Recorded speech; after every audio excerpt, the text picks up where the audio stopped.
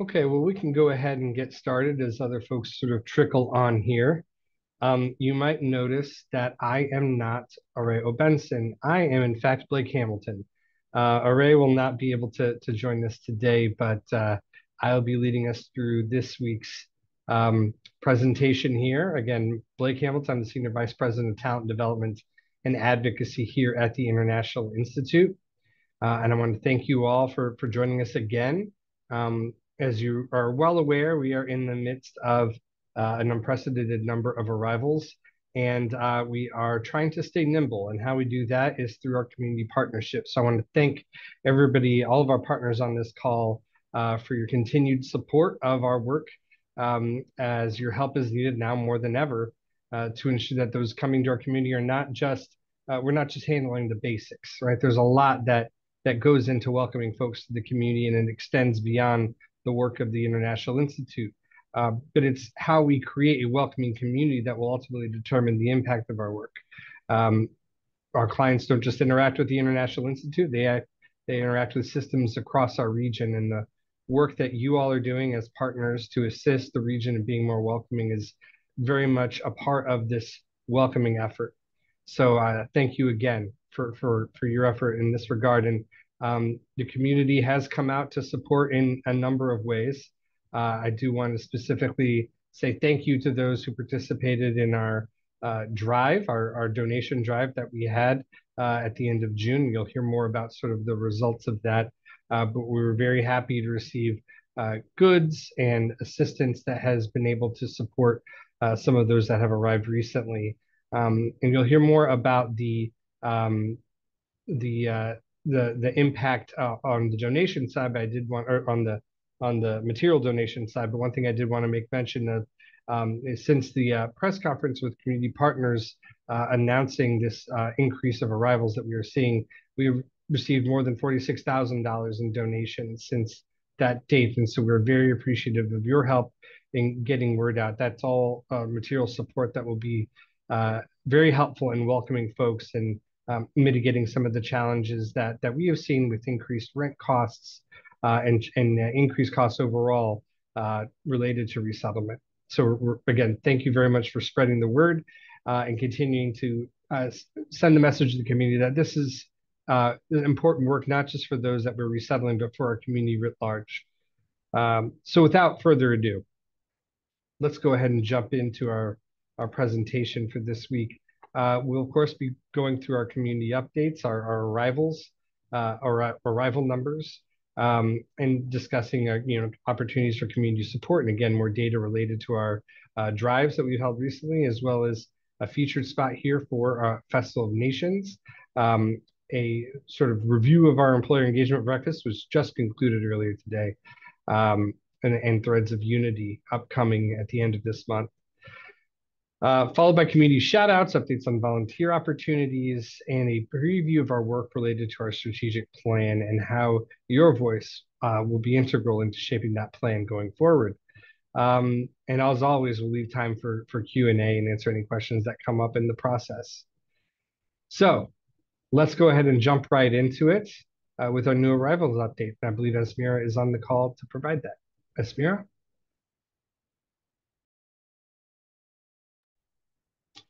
Course, I am on mute. Hello, everyone. As Blake mentioned, we will have many arrivals this year. And regarding like a previous month, June, we didn't have so many as we used to have. Like in May, we have like 178 people who arrived.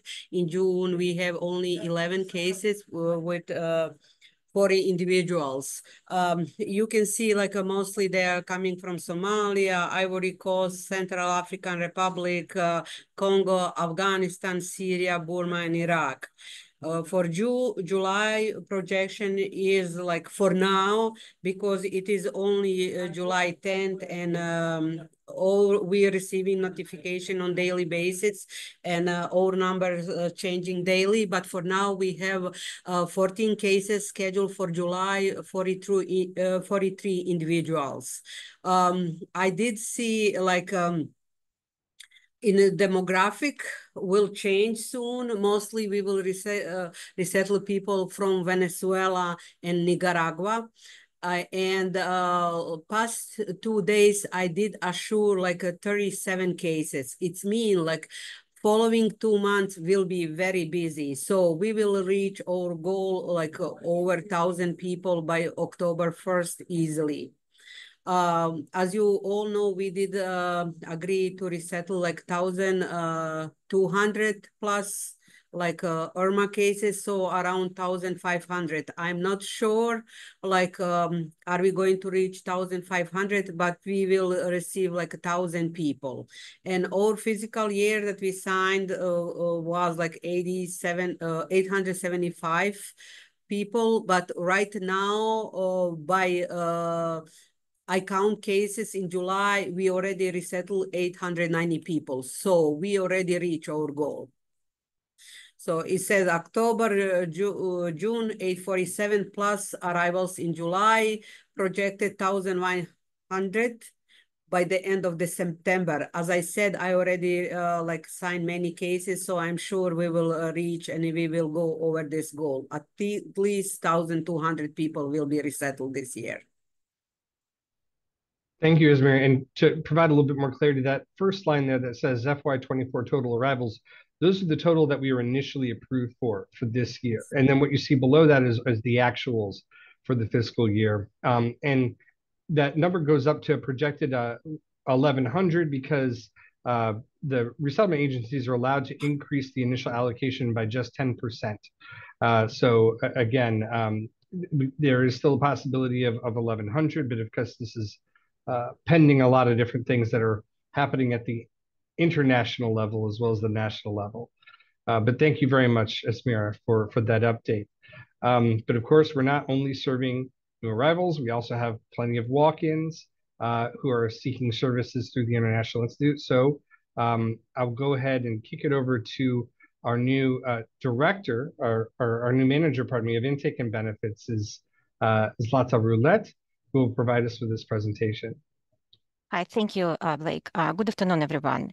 So in June, we already created 25 walk-in cases for 46 individuals with an average case size 1.8.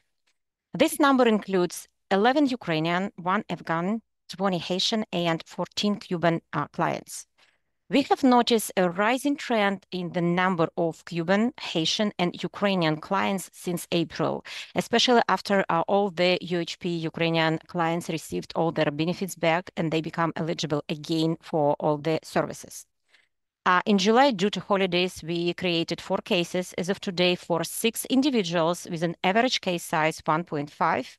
And this number includes, again, as of today, 6 Ukrainian clients. We already have our July projection, so we already scheduled 30 walk-in appointments for 70 individuals, tentative, and I believe these numbers will go up by the end of the month. So we are staying pretty much busy with the walk-in clients.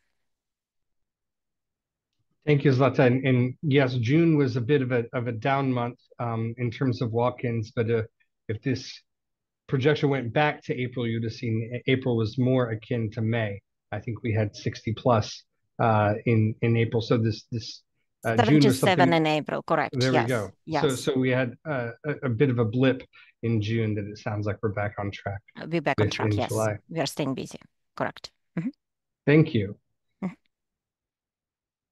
Moving on, I'll kick it over to our Vice President of Latino Outreach, Carlos Ramirez. Carlos. Hello, everyone. I just wanted to share our updates. We've served a total of 138 people, and that doesn't mean everybody has been housed because some people end up here with family, but we've had a total of 138 people. We have about 100 people on waiting list right now that hopefully we will accommodate soon with housing. And so that's really why we have a wait list. But I think we're working with the city, we're working with other partners to be able to get that list down.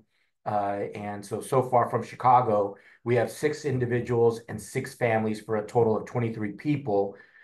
We've held direct virtual meetings with parolees at shelters, but word of mouth has really been the biggest attention getter from Chicago. Unfortunately, we did have 6 cases that had dropped out, and it was concerns with not being able to find jobs fast enough. Some of it, there is some legitimacy. Some of it is unrealistic expectations that as soon as they get here on that first week, they're going to get a job. And then for some of these people, the fact that the Hispanic population is so dispersed that all the signage is not in both English and Spanish, I think was difficult for them. But I'm not necessarily sure that that's really a commentary on our program or the services that we offer here at the Institute. From New York, we've had 3 individuals and 8 families for 31 people.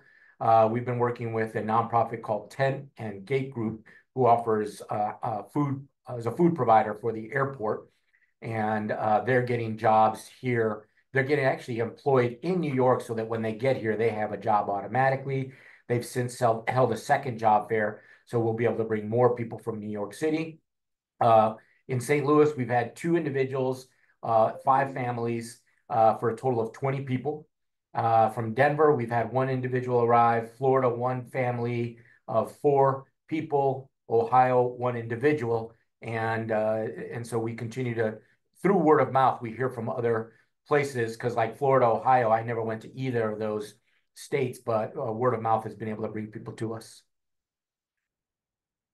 And next slide.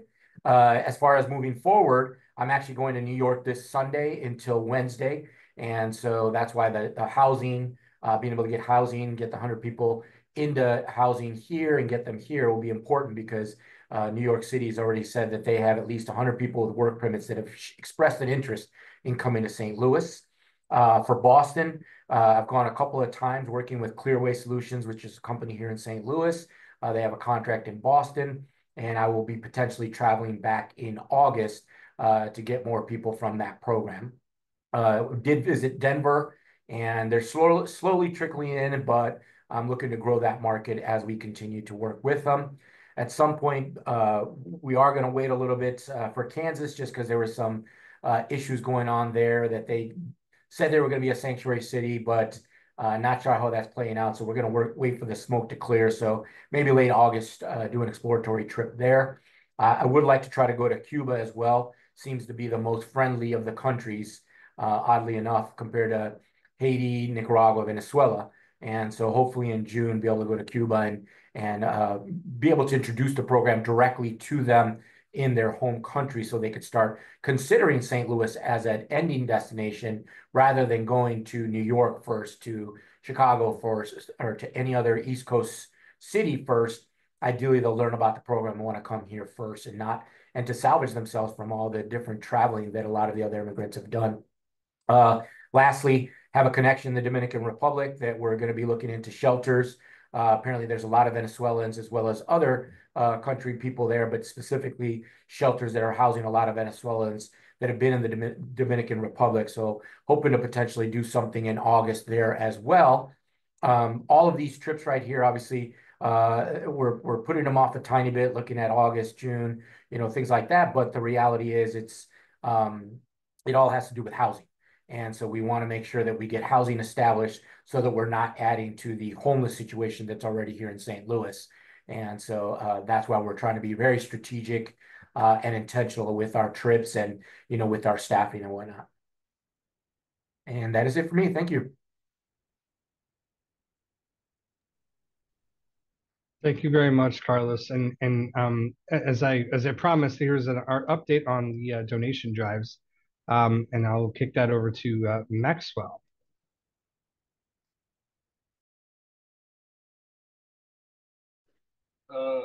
I think I'm unmuted now. Everyone hear me?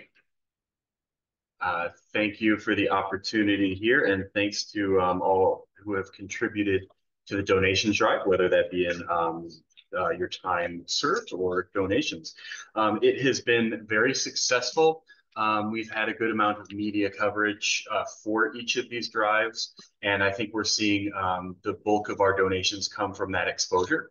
It's great to have an in-person day, and we will take on maybe about 12 to 15 cars on those donations, but really it's the after effects that we're seeing of a lot of online orders coming in. That being said, we're really requesting people to push the QR codes for Walmart and Target. It's a really easy way for folks to jump on, make a quick donation, and to move forward. There are also some promotions going on with, I know Target in particular is offering $15 back on a purchase of 50. So that also incentivizes, you know, a reason for people to give more than $50 to get a little kickback for themselves. That being said, we are definitely getting back in the black on materials that we needed, as well as some austerity measures we needed for some housing things. So very good news on all the fronts there. Again, we're getting good coverage. Everything is on track with donations.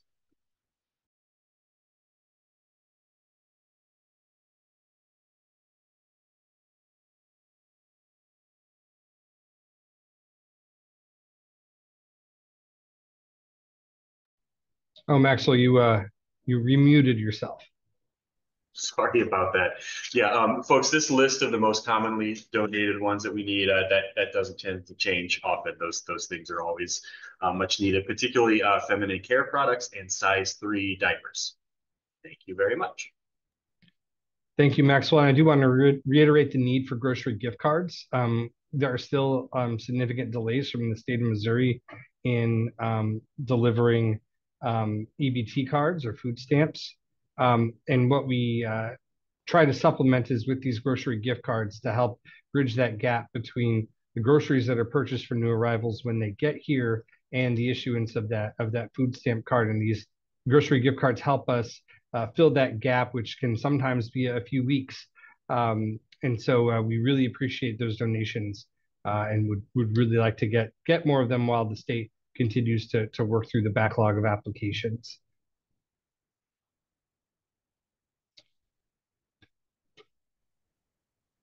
Next, we have exciting news related to Festival of Nations, and I'll kick it over to Adina for that. Hey friends, yeah, so we are about 7 weeks out from Festival, so there are a lot of updates today about Festival.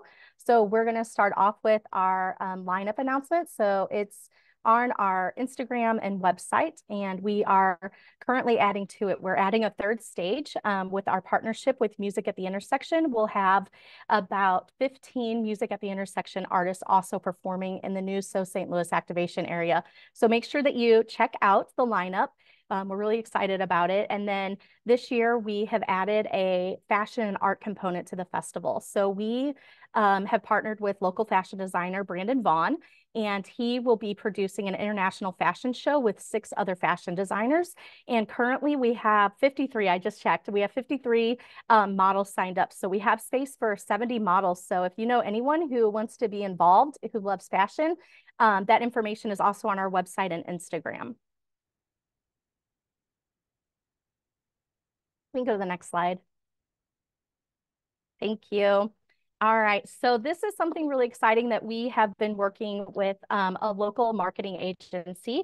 Braden owns Space Mission Marketing, and he has been helping us produce a storytelling series that this will transition into a text to give campaign at Festival of Nations. So here's some images of stories that we've been telling. And so I just want to share like why storytelling and marketing is important. I put in some bullet points on here that you can read, but I also just want to share that storytelling is essential for nonprofits because it creates emotional connections and allows us to effectively communicate our mission and impact and inspires action that drives change. And so by doing storytelling, we've been able to mobilize our audience, ultimately making a greater impact and building network and relationship with the communities that we serve. So we've told some of these stories. We're producing 1 story a week, and everyone in these photos is connected to the International Institute and Festival of Nations. So as you know, Festival of Nations has between 80,000 and 100,000 attendees yearly. And one of the gaps that we identified last year was that a lot of people know about Festival of Nations, they come out, but they don't know about the work of the International Institute. So these stories are built to tie bridges between the International Institute work and the community engagement piece at Festival of Nations. We can go to the next slide. Beautiful. All right, so our community partners, this has been super exciting. So we have a lot of community partners. I just chose to highlight 3 today because we have some products that we're selling. So you can see here featured, we have a citywide can, and we partnered with Four Hands and local artist Brock Steele. So that is in production in local stores and being sold at our summer series events. We have a Mighty Kind Peach CBD seltzer, which is also for purchase and in stores locally and being sold online and at our events. And then a really fun one is Goshen Coffee. And so one of the things that we've really been working on is building community partners. So as we're thinking about Festival of Nations and growing brand identity and awareness of what the International Institute does, we have really found success with these three partners specifically because they have taken time to really learn about the work of the Institute. And I just wanted to share, the coffee label is really cool. So our coffee is called Welcome Home Community Blend. And this is what is on the back. So it's not picture, but I'm just going to share it with you. So our label says, every year, the International Institute of St. Louis hosts the Festival of Nations to showcase the diversity that makes St. Louis such a rich, beautiful, multicultural city. Like communities, coffees thrive when blended together. So we worked with our friends at Goshen to create a blend that mirrors our city. We combine coffees from many of the areas that St. Louis has seen our neighbors immigrate from: India, Mexico, and Kenya. We invite you to sip and fill each other's cups with a taste of our community. And so, yes, we're providing coffee, but really the story, the beautiful story that is being told inside our walls here at the Institute every day is now available for people to partake in who love coffee. So those items are all for sale. If you are interested, let us know. We can share a link and you can purchase all of those online. Let's go to the next one. So as you know, Festival of Nations is free to the community. We keep as many barriers out of folks attending Festival of Nations as possible. However, we have an opportunity, a paid opportunity, to experience an elevated festival time at the VIP Oasis. So those tickets are for sale on our website. It's a 2-day pass for $150. You can read here some of the perks that are a part of that. For me, I'm kind of bougie. I'm just laughing. Kelly brought me a little card and a bougie sticker, and I was like, oh my gosh, she knows me so well. Because when I go to festivals, I love festival events, but y'all, like, I like being able to like go to an air-conditioned spot and use a flushable toilet. Like, you know, I like being able to get away from the crowd. Like, everybody laughs at me because as an event coordinator, you have to be around. But everybody's like, Adina, when you're out in the city, it's like you're in the mix, but out of the way. And so if you're like me and want to be in the mix, but out of the way, this is the perfect opportunity. Grab a VIP Oasis pass for you and your friends or your family to enjoy just an elevated experience at the park. So yes, festivals coming up. Here are some dates and just a very, very brief outline of what we're needing help with. There's much more detailed information, but we need volunteers. We have around 500 volunteer slots available for the festival. And so those are from Friday to Monday. So setting up the festival, I mean, our team will be there on site starting Tuesday of that week. It takes a week to set up and tear down this event. So we need help with setup. Of course, the weekend of, there are lots of spaces that you can join in as we host our community. And then tear down our Monday, you know, we always clean up. I mean, the cleanup is wild. So if you are interested in volunteering, if your company or your family wants to volunteer, that information is on our website. There's a detailed list of times and spaces that you can volunteer at, and we would love to have you. And our last one. So our summer series has been so successful. We have been hosting about 3 events a month, May, June, and we're in July now. And these events have really served as community building and networking. So our generous partners, Four Hands and Kranzberg, have been supplying beverages and venues and help paying for artists. What we found in St. Louis is there are a ton of multicultural artists, but it's one of those things that, like, there are barriers and only certain people tend to get invited into certain spaces. So we're working very diligently with Kranzberg to get multicultural artists specifically in the Kranzberg venues. So Sophie's, the Dark Room, the Dot Zack building, and the Big Top. And it's been amazing. So we want you to celebrate with us as we continue to build community and network and get to know one another. There's some opportunities this month. So coming up is July 19th, Four Hands Downtown is hosting a happy hour, and DJ Anna will be providing music for that. So we would love to connect with you. This will be a really fun happy hour as we we'll have our brand ambassadors there. So we're doing orientation with 30 brand ambassadors tonight at the International Institute.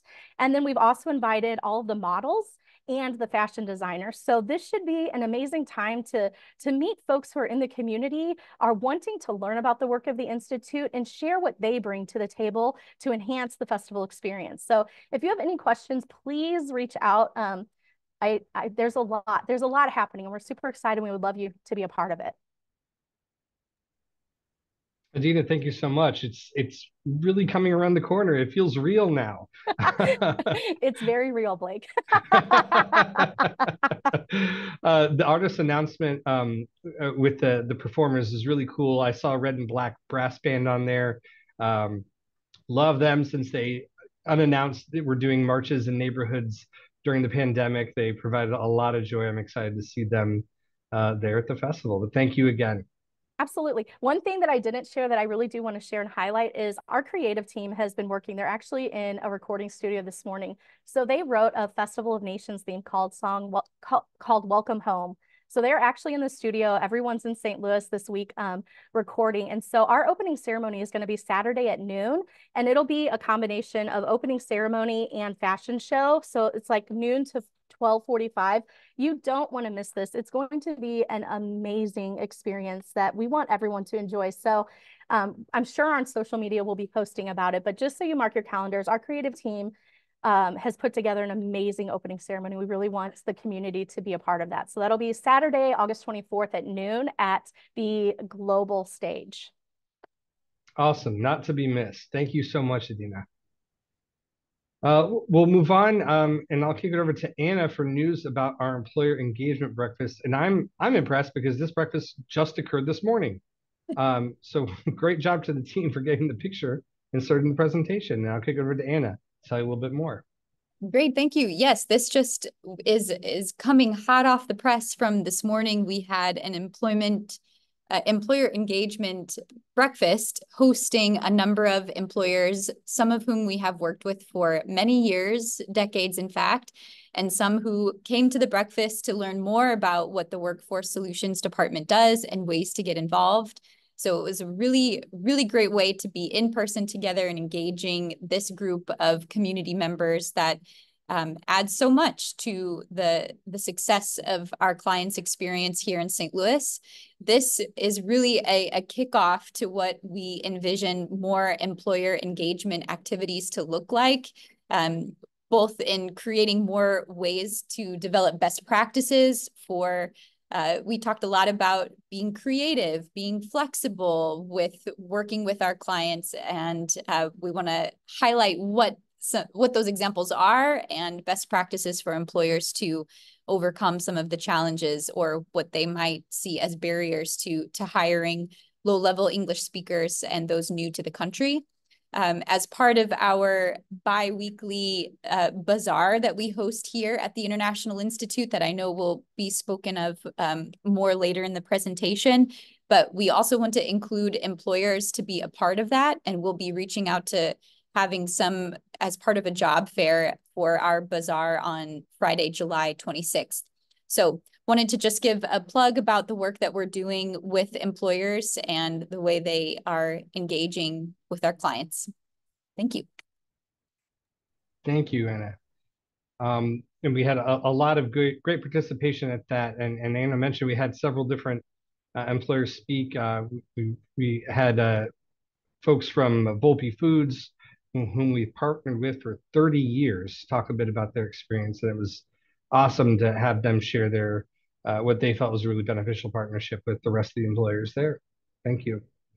I now want to pass it over to Moji to talk a bit more about some of the events happening out of our Multicultural Center.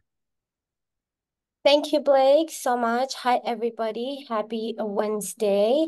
I'm stoked to continue to invite everybody to join us for 2 upcoming events as part of our multicultural affairs efforts.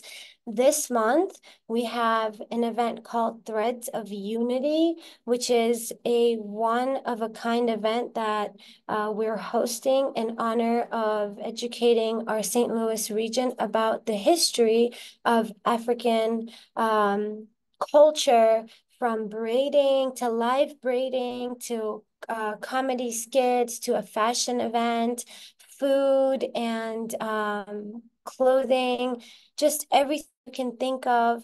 The point is to get the room full of people who would like to learn more about the rich culture of our African brothers and sisters. This is more than just an event put together for our African community. This is basically to showcase the beautiful and rich culture of the African community so that we can become more of allies.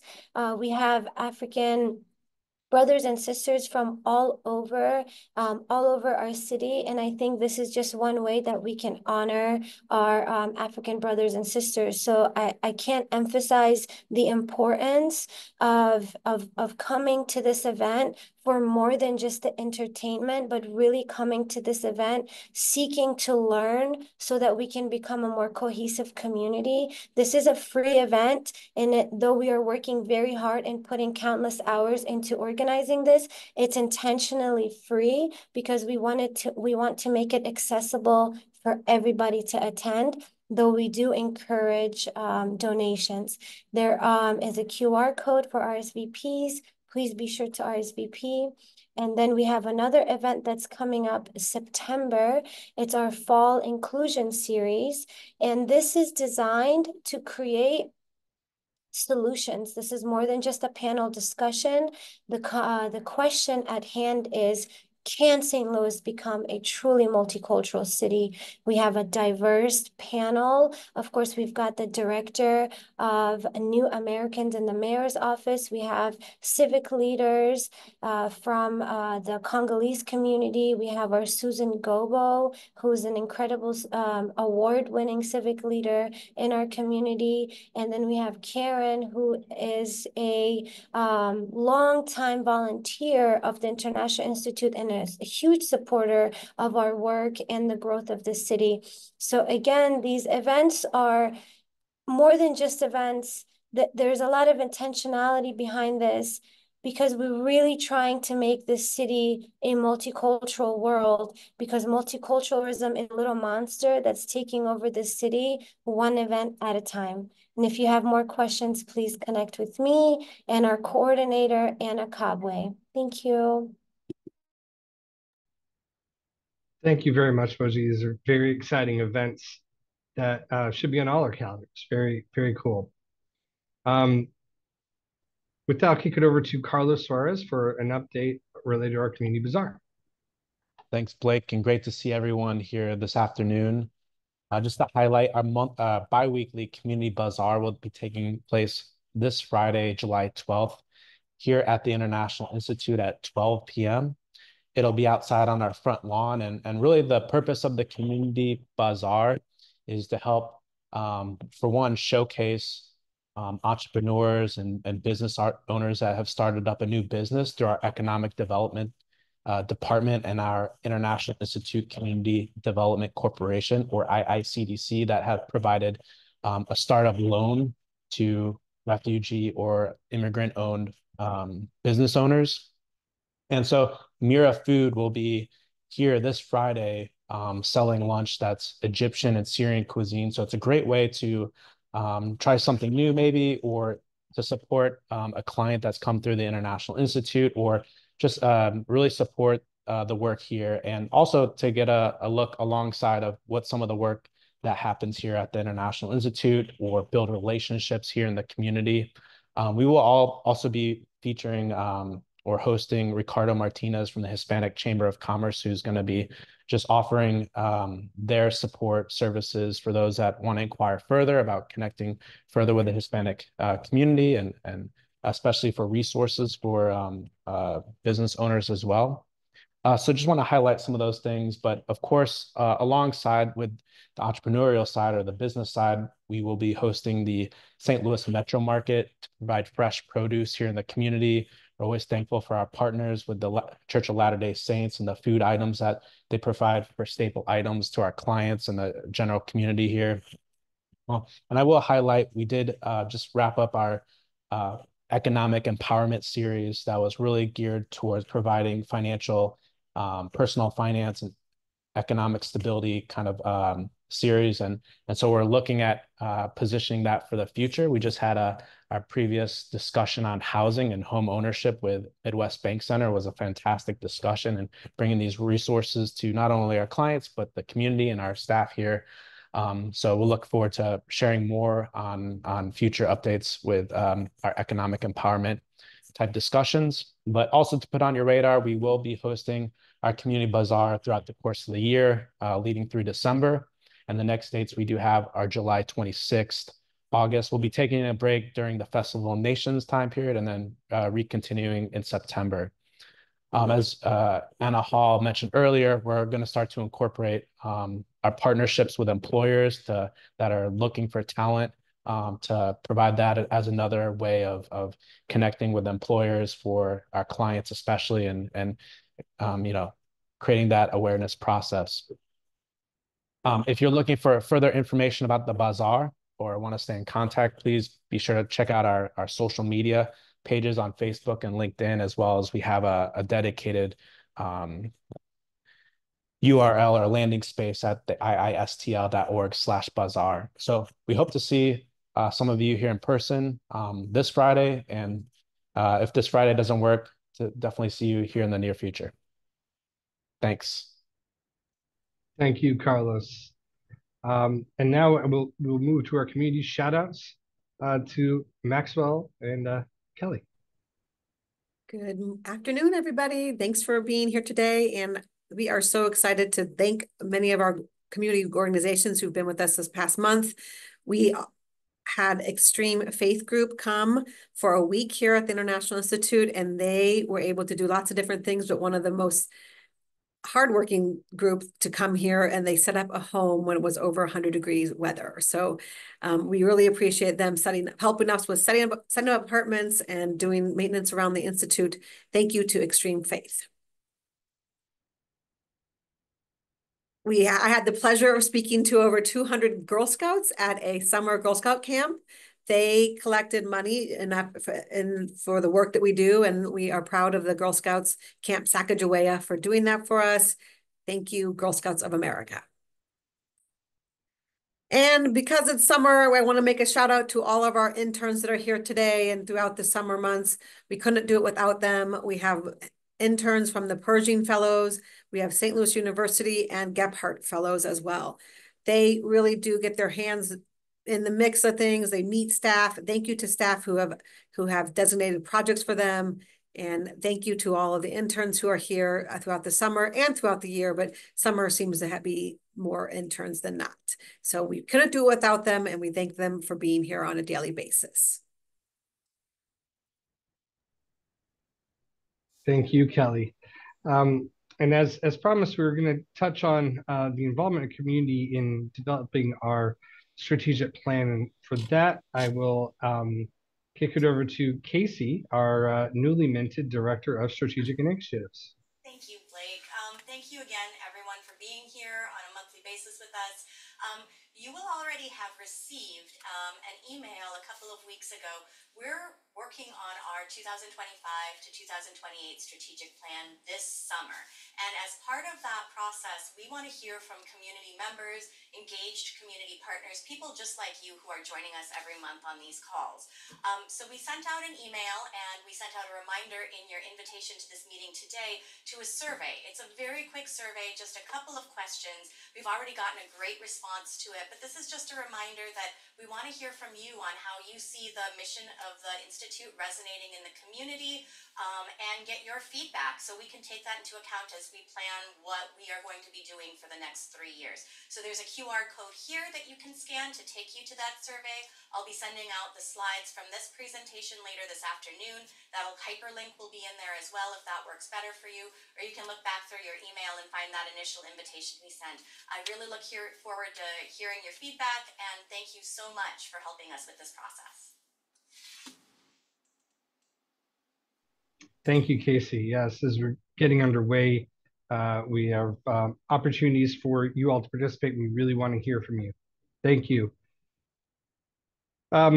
Next, we do have more information about, again, connecting through our wish list, through the Target wish lists, and the Walmart wish list, and these QR codes are very useful. So please do share. And of course, these will be a part of this presentation as it gets sent out to you. Another plug for the gift cards and the effectiveness that those have when welcoming folks who are experiencing delays in accessing public benefit. We also have upcoming volunteer opportunities. I think Maxwell, will you be able to speak about that? Yes, so I will say one of the most pressing ones we have is for the summer youth program that's starting next week. It goes from 10 to 1, Monday through Thursdays. I also have heard from the horse's mouth that they will work with someone's schedule if you're not necessarily to make all those hours. So please do reach out to myself or anyone in education if you're interested there. And needless to say, we have Festival of Nations coming up. So anywhere from 400 to 500 volunteers will come through on that day. There are plenty of spots open for that. If you're interested in a larger group or a group that might need a little more logistics, please do reach out. We can accommodate any needs that you might have therein. And if you have any other ways you'd like to donate your time, you can think outside of the box on that. You're welcome to reach out to us. We'd be happy to talk to you.